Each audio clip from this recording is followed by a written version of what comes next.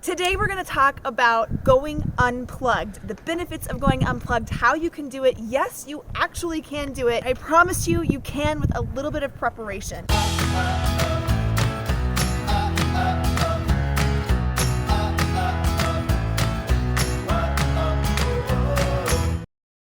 I learned an interesting tip the other day. If you leave your cell phone plugged in to your charger all the time when it's already charged, you're actually damaging the battery. So sometimes you have to unplug.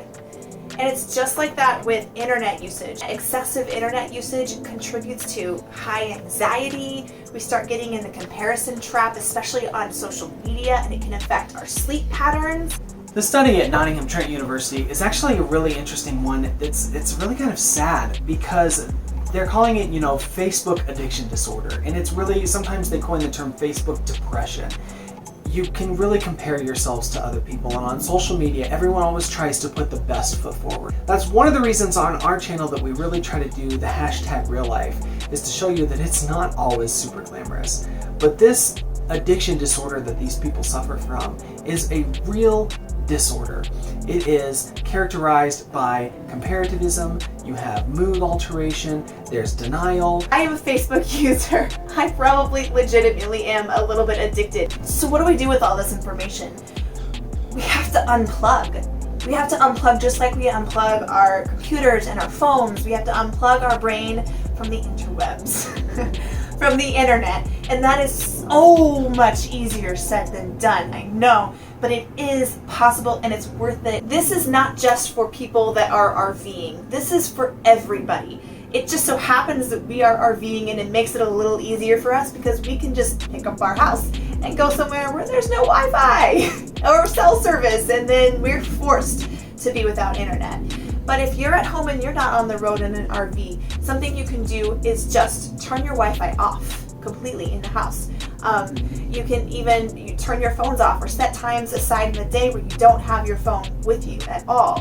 What I'm going to talk about mostly is what you can do if you are a family like us and you're on the road and you are RVing or traveling.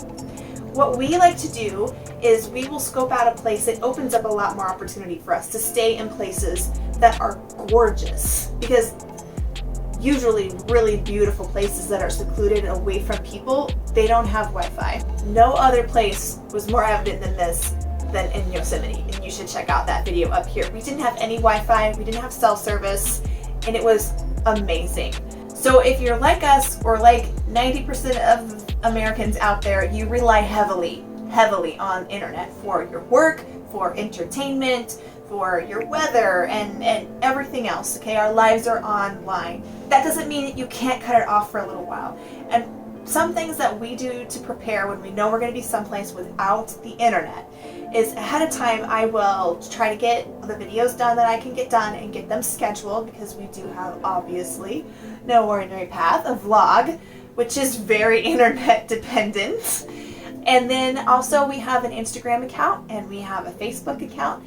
And so I will try to schedule those out in advance. So just some foresight to plan ahead, especially if you have a business. If you don't have the internet, that doesn't necessarily mean you have to go completely without screens.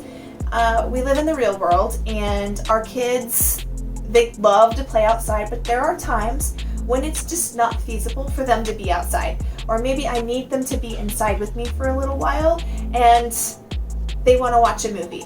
So what we do when we know we're going to be without Wi-Fi, we can get on Netflix ahead of time and we can download a couple movies or a couple TV shows or whatever and save them on a hard drive so that we are able to watch them even when we don't have any service.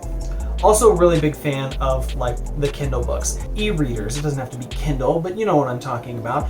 Books on tablet. And you can get hundreds of thousands of books on tablet, download and have them right there and ready for you. And you don't necessarily have to have service to have those books. A really good idea is to scope out places that do have cell service around you. When we stayed in Yosemite, the RV site, the RV campground actually gave us a sheet of paper with directions Go up this road 2 miles, turn right, turn left, and there on top of the hill in this little parking lot you'll find some 2 bars of service. Go and scope and see if you can find a place that does have some cell service in case of an emergency. You don't want to be out somewhere for 2 or 3 days and have an emergency and not have any contact with the world at that point. So know where to go to get it if you need it. And then there's the obvious stuff. Get away from the screens. If you're in a beautiful area, which I hope you are if you're out camping like us, then go out and explore that beautiful area. Take some hikes, go on bike rides, walk the dog. Cinder loves to go for walks. We know it's an inconvenience. It totally is, but the benefits completely outweigh the inconvenience. Benefits like you get to go see places that you could not see if you were tethered by internet and cell phone coverage. You get to go camp where there aren't a bunch of other people around you. Like you get some of that seclusion feeling. And most importantly, you get quality time with your family. When we are so plugged into the internet, we are constantly checking our phones. There's so much more time to be, just be in the moment with your family. And whether that is out in nature or that is around your dinner table in your dining room, it's so worth it. So what we want to do is we want to challenge you. We want you to go 3 days without internet. Some of y'all are like, no.